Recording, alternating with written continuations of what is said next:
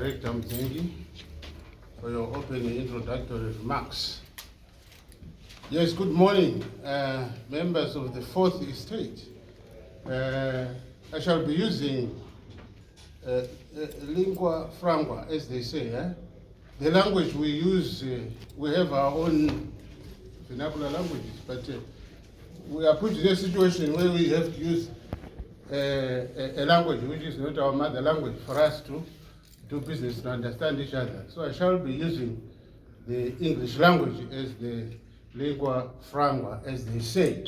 But we do that just looking for the content, that is what is important, the passing on of messages. So welcome to this press conference. This press conference is being held by the National Democratic Working Group, NDWG, headed by Honorable Advocate Job Sikhala.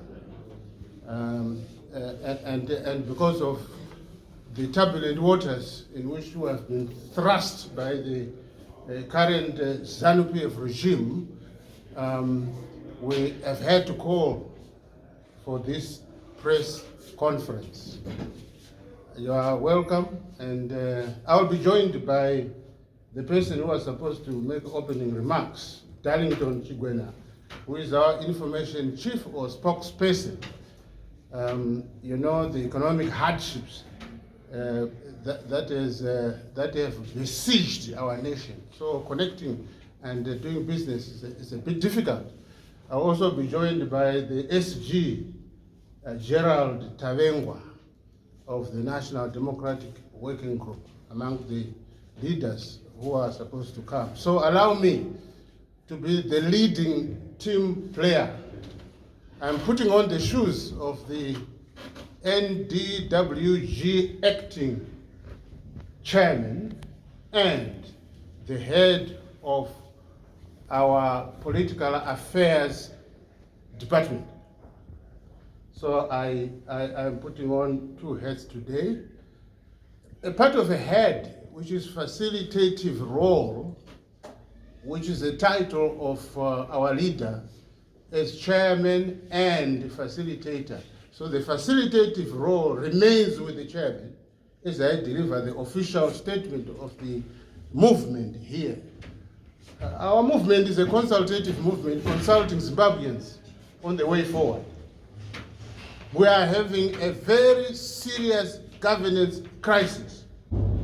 And that governance crisis has triggered other crises in our land. Right now we have, I listened to news last night, the heads of state in the SADC region desperately trying to raise $5.5 billion to feed us, to feed their nations. It's not entirely a climatic phenomenon that we're in this deep trouble. We now have the knowledge which could have reduced the impact of the current disaster which is facing us. We have technology in agriculture, in all other disciplines, if our nations were being democratically governed. But because of the suppression of the thought process of our citizens in the region, and particularly in this country, we have had governments that have thrust us into this disaster. Well, with these few opening remarks, let me go into my delivery. You are on assignment, and we must free you to work on your stories for the delivery today. As members of the Fourth Estate, please take notice that we are having a new style of managing our information dissemination as National Democratic Working Group. We don't want to delay you as professionals. And through professionalism, we're going to really reconstruct our nation in terms of governance systems. Allow me, therefore, ladies and gentlemen, to delve into the official statement, which is the theme of this press conference. The title, Threats Against Honorable Advocate Job Sikhala.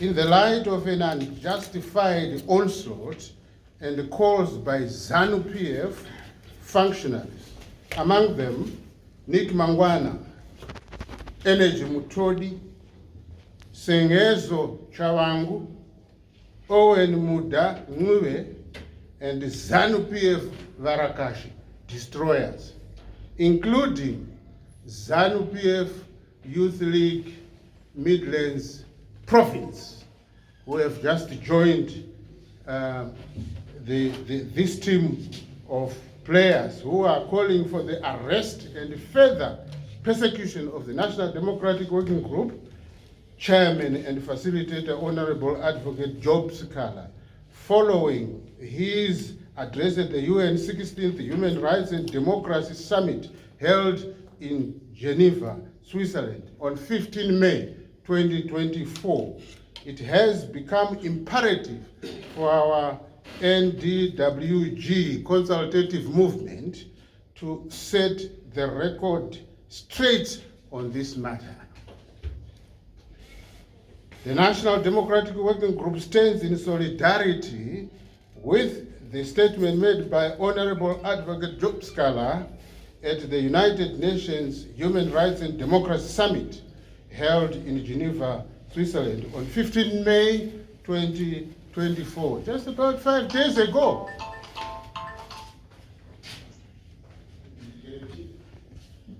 The National Democratic Working Group is proud to be associated with a leader who is consistent, brave, and undeterred in his resolve to see a just and prosperous Zimbabwe. The statement made by Honorable Advocate Sikhala in the brief 13 minutes of his presentation was precise in its articulation of the human rights and democracy miscarriages in Zimbabwe. We are therefore not alarmed, moved, or fazed by the ZANU-PF regime members' attacks on our chairman and facilitator for telling the world about the experiences during his latest political imprisonment. We are here to set the record straight and therefore would like to bring attention to the following issues as reminders of the importance of Advocate Sikhala's speech at the UN 16th Human Rights and Democracy Summit. Human rights violations, including abductions, are an everyday, ever-present threat and reality of people in politics and civil society in Zimbabwe. The systematic intimidation can now be evidenced from the reaction of the ZANU-PF government officials with the threats of arrests and open hate speech following Honorable Advocate Job Sikhala's presentation on the Human Rights and Democracy Summit, testifies to the absence of a genuinely plural, competitive democracy anchored on the free speech in Zimbabwe. By the same threats, the ZANU-PF regime intends to send fear into the entire National Democratic Working Group leadership and its grassroots consultative structures. However, we are fearless. From the days of the bombing of the Daily News in Harare, the abduction of Justina Mkoko, who eventually won her abduction case in the courts, the murder of More Memories Chawira, who was shot at close range at the University of Zimbabwe in 1997 during a peaceful demonstration by students, and the murder of Batanai Hadzizi in a similar peaceful student demonstration, all speak of a heavy-handed dictatorship that is predisposed to force and abductions. Is what Honorable Advocate Job Sikhala was reaffirming at the Geneva summit.